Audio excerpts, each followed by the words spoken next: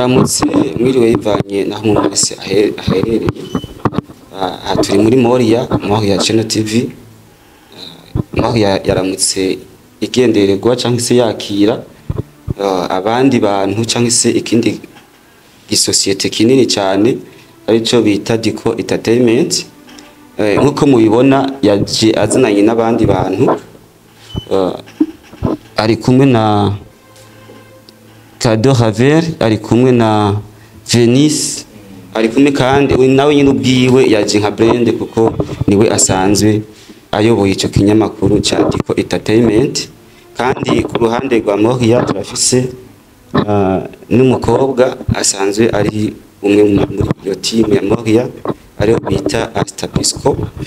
Rero turi hano musanzwe mutuzi si rimwe si kabiri tubahereza ibikorwa murazi ibikorwa dukora.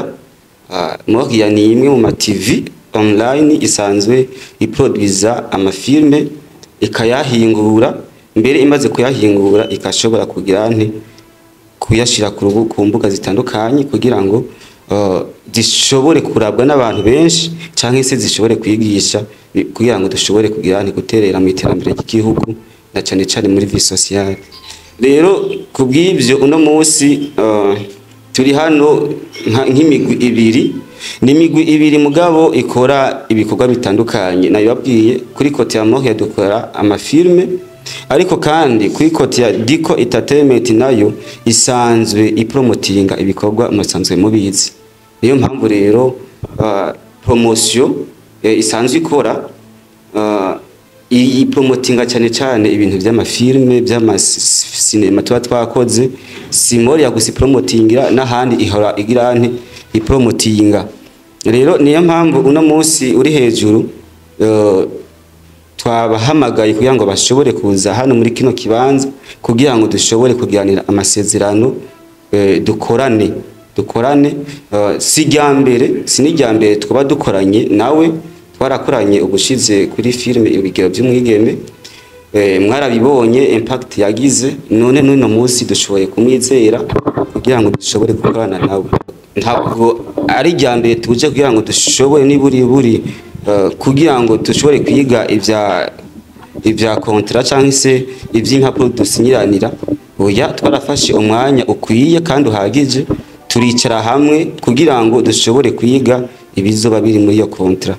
Rero ariko no munsi twaje kugira ngo tubishire ku mugaragaro, wari we wese ashobore kubona niburi ibikorwa Moriya ifise n'ibikorwa Diko Entertainment isanzwe ikora, tubishire ku mugaragaro kubw'amasezerano twagiraniye. Rero no munsi nkuko nabibabwiye n'umugigwa wa nyuma mugabo ibintu nyamukuru twarabiyaze ko kuri kote yiwe ibyo azoza kufasha Moriya no kuri kote ya Moriya ibyo izohereza Diko Entertainment. Ndizera ko bivaye nuko twakoranye ubwa mbere n'uyu munsi kuri kino gikorwa tuzokorana neza, kandi ndizera ko ikiba kizogenda neza. Yego, rero tutiriwe turarandira turafise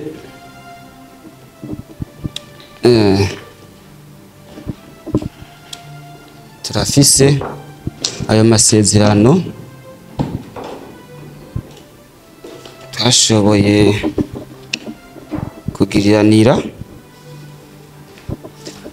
niyo yaya murayabona naya amasezerano antuka murayabona naya. Kuri aya masezerano nta muntu n'umwe yafashe ubundi ku nguvu, umwe wese yabikoze mugomba kwiwe kuko ibintu biza kuduca intege kuri kote yiwe na kote yiwacu twarabikuyemo kugira ngo igikorwa kize kigende neza.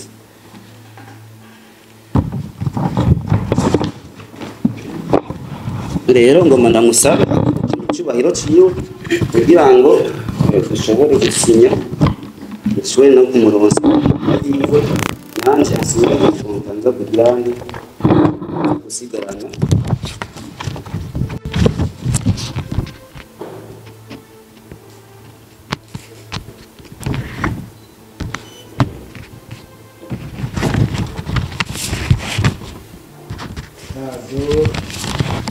Gracias.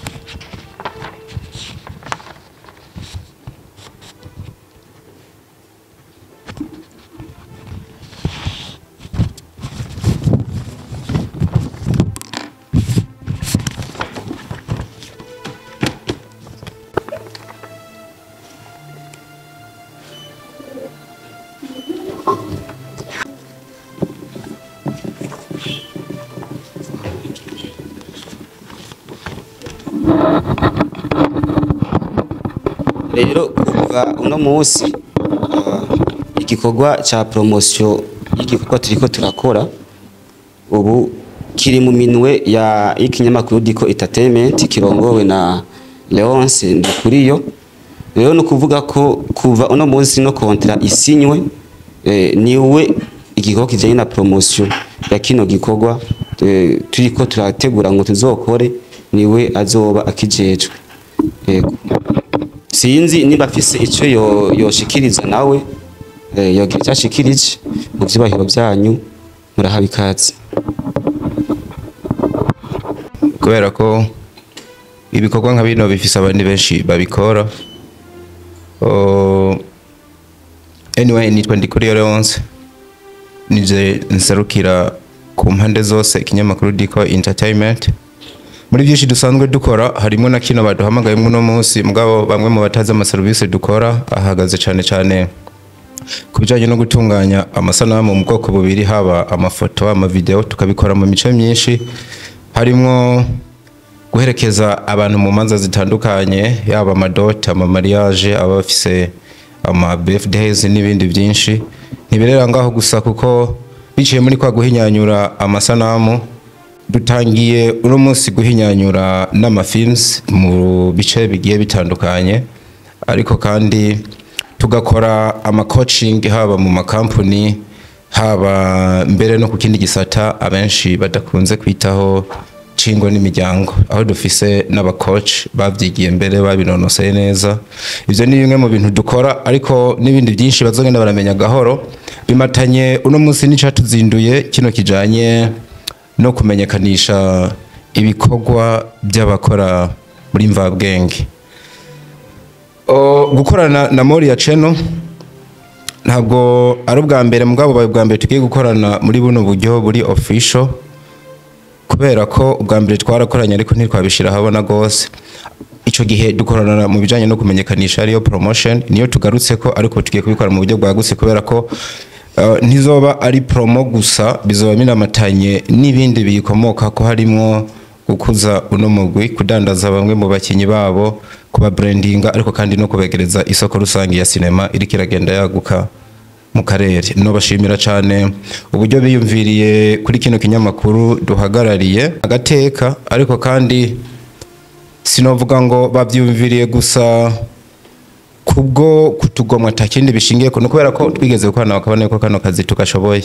Twizera rero yuko kino gikorwa duhawe tugiye kukirangura neza, na cyane yuko basanzwe babizi yuko turi muri babandi uzeze ibintu ubikeneye kuri 5 ku 10, ariko ugasanga tubiguhaye kuri 12 ku 10. Ico nico twaba bizeza kuko twaravyerekanye, ariko nkuko nabivuze bo nibwo bwa mbere tugiye kubikora vyagutse cyane. Twizera yuko tuzokorana neza nkuko dusanzwe dukorana n'abandi bantu batari bake, twifadikanije nabo dusanzwe dukorana mu mugwi wagutse. Twabizeza yuko akazi kazogenda neza. Tubakengurukire kandi n'abandi benshi bamaze kutwitura, n'abandi babandanya kudukurikirana, harimo uruhande runini kwabakurikirana kano kazi kacu, kubera yuko batabayeho twotamba twirorera ugasanga byo bikorwa turiko turakora ntaho bigeze. Cyane ndashimira umugwi w'abantu banini, abakunzi b'igisata ca cinema cyane mu Burundi, ubona ko babandanya biyongera. Niko kanya keza ko gushigikira uno mugwi kugira turinde tuvyemera, nuko twabonye n'umugwi uri mu nzira y'iterambere, uri kuremerija ugera kure cyane. Nibaza yuko kino nico gihe cyo kugira nabo mubashire kwa maboko, mubashire ku rukundo, na cyane yuko byinshi bafise bagiye kubazanira, muzobikunda cyane. Ku ruhande rwa Diko Entertainment musana n'abababonye, dushimire Kado Haver kuva muri BMT, nawe numwe mu bantu basanze bakorana cyane na Diko Entertainment. Venisi promoter nawe n'umunyamuryango mushasha, bazogenda babona vuba ibikorwa vyiwe n'uburyo bimeze. Numva no bashimira, nshimire kandi Moriya Channel ngo tanga ndivuge bayatwiyumviriye ko, ushimire namwe mwese muzobandanya kubana natwe. Murakoze. Sinzi ni hariho ikibazo kimwe canke bibiri mu banyamakuru bashoboye kuza hano muri kino kibanza batubaza kugira ngo dushobore kuca tugendera ko twishura byihuse. Murakoze. Merci beaucoup. Turuvise cyane yuko Moriya Channel ihejeje kwizera Diko Entertainment mu buryo promotinga igikorwa haba mu masinema ndetse n'ibindi bikorwa, kandi tumvise ko muri Diko Entertainment hari ibintu byinshi bagenda bakora. Hampande yaho ikibazo tari dufise ni kwikontra duhejeje kubona mwaka kanya. Diko numwe mu banyamakuru beshi cyane tugenda tubona kandi bakora neza cyane. Kuba mwamwizeye rero ivyo nta kibazo kinini nya tuhafise, ariko ikibazo aho kiri naha, mbega bishitse umwe muri mwe bwagahemuka amasezerano yanyu aravuga yaho muzofatana mu mashati cyangwa bizogenda gute? Akoze icyo kibazo urabajije ati ku masezerano yanyu ntibyashika umwe agahemukira yundi, avuga ko muzofatana mu mashati.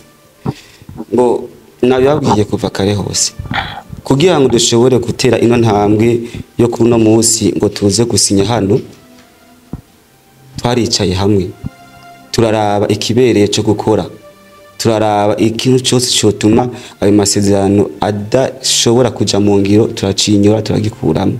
Rero muri ibi bikorwa biri ngaha cyangwa se ibyo twemeranije tuzokoranira hagati yacu biri muri kontra. Ndizera ko ntakekeranya ko uko Diko Entertainment ikora itazoreka kuzuza inshingano zayo, kandi kanatsinda nababwiye kuva kare ko sijyambere dukoranye ku bigero by'umigeme twarakoranye, kandi mwararavye murabona ko aho igikorwa kigeze cyaragize impact, kandi by'ukuri ntawogaya. Rero kubw'ivyo nimba uno munsi tumuhamagaye nuko twabonye ko ashoboye, twarabonye ko ashoboye, kandi ko nejo igikorwa tumuhaye azogifata nk'iciwe. Ndizera ko ntavyo gufatana mu mashati tuzogera ntituzojamo, kandi ndizera ko ahari abagabo ntagwiba. Merci beaucoup. Diko Entertainment tukubaza duti dusanzwe tuzi ko rumwe mu banyamakuru bamaze gutahukana ubushimwe bwinshi cyane mu bijyanye no gupromotinga abakinnyi b'amasinema ndetse no guteza imbere abantu bakoresha impano mvabwenge. Mbega iryo bango wari usanzwe uhagazemwo uzokwitwara gute mwaya mabanga Moriya Channel ihejeje ku gushinga? Murakoze. Abanagira inkosore gato akantu abantu benshi bakunda kwibeshako. Jewe ntabwo ari jewe Diko Entertainment. Diko Entertainment niyo ngabore hose, akadukoresha niyo ngabore hose. Ni niyo ngabore? Ni ndikuriyo hose. Sorry. Mbona akantu ka Diko bakunda kumamagara na kanse kenshi, ariko nisanga kamfashe. Ariko kubera ko kahindutse agatazirano sinokanga. Diko Entertainment si jewe. Diko Entertainment ni ikintu kinini caguse kiramutse kije nka hano nk'umwino nyubako kitava kinahakwigwa. Nashatse maze nagakosore kuko ntabwo ari mwe mwenyene bishika mukakibeshako. Merci beaucoup. Hanyuma mubajije ikibazo ciza cyane. Mwari waje gucenye gusa. Turabajije duti dusanzwe tuzi ko umwe mu banyamakuru wamaze gutakwana ubushimwe bwishi mu gupromotinga amasinema ndundi ndetse no guteza imbere abakoresha impano mvabwenge. Mbega aha muri Moriya Channel TV hari akantu gashasha ugiye kongereza canke ugiye kubikora ko wari usanzwe ikora? No kuvuga ngo mu buryo bworoshe nuko bano bantu kare tumaze gukorana, hanyuma nimba cha kintu duhagarariye kimaze guhabwa ubwo bushimwe mu mvugo wakoresheje canke kimaze kubyerekana akarenga rimwe canke kabiri, novuga yuko hano kigiye gucira ko nakaguru, niko novuga kubera ko mino misi kwe dufise nakazi kenshi, mino misi hari akazi kenshi kugeza n'igihe gusinya iyindi contract byari bigoye. So kuvuga ko n'izindi zoza tutozikora, mugabo twari mu gihe kugira urinde wemerera umuntu gukorana nawe ubanza ukarondera umwanya ukwiye ukabana yuko uzobishobora. Kukabe nkako Moriya Channel amasezerano yayo novuga ngo yaje ari amasezerano atomoye, bigeze no guhembana kuko nako nyene tukavuga ntituba turi hano dukora bino bintu ata buryo bufatika bwo guhembana baburimo. Ntawe tinya kuvuga yuko kino gikorwa bagihembeye amafaranga menshi. Umuntu yaguhembye neza akagufata neza nta kuntu nakumwe nawe utomuhereza ico ashaka. Ahubwo ni bimwe navuga tuzobaha nibirenze ivyo badutegereje. Merci beaucoup. Uyumva gute kuba Kado Haver n'abagenzi bawe bashoboye kuguherekeza gusinya aya masezerano? Kado Haver asiguye ikintu kinini haba mu buryo kuri jewe personal, ariko kandi asiguye n'ikindi kirenze ico ku kintu citwa Diko Entertainment yategerezwa kuba ahari mu gihe cose atakindi kibazo yari kuba yagize nk'umwe mu bantu dusanzwe tunakorana n'ubundi kuri vya bikorwa bazi ariko kandi akaba n'umwe mu bantu uko bukeye ko bwije dufise ibindi bintu tugenda duhanahana haba mu buryo bwo gukocingana canke mu buryo bw'impanuro kuhagura akarere nico kintu hanini catumye ari hano nk'umwe mu ba artist canke mu ba actress dukorana hagufi akabasigura ivyo vyose navuze nibindi ntavuze. Hari uwo watweretse watubwiye ko mu misi mike agiye kutwereka ibintu vyiza cyane. Numwe mu bafatanya bikorwa vya Diko Entertainment canke nawe numwe mu bagenzi ba Diko Entertainment. Uyu musore n'umupromora n'umupromota mushasha abantu ntibaramumenya ariko hashobora kuba hari ibikorwa vye bamaze kumenya.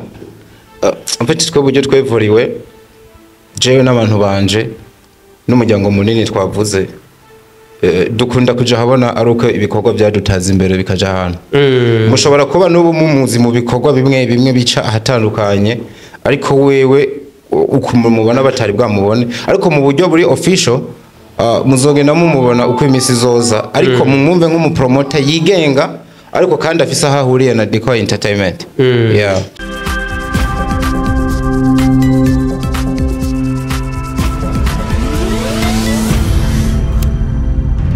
Diko Entertainment.